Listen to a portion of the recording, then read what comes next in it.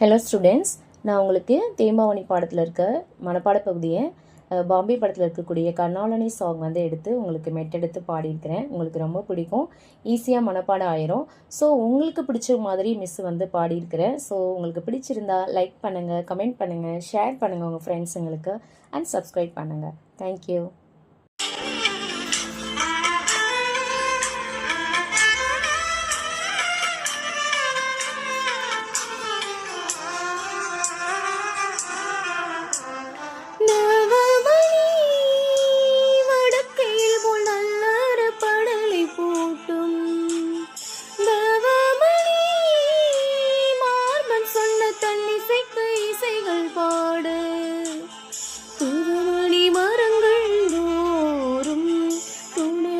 சுனைகள் தோறும் பூவமணி காணும்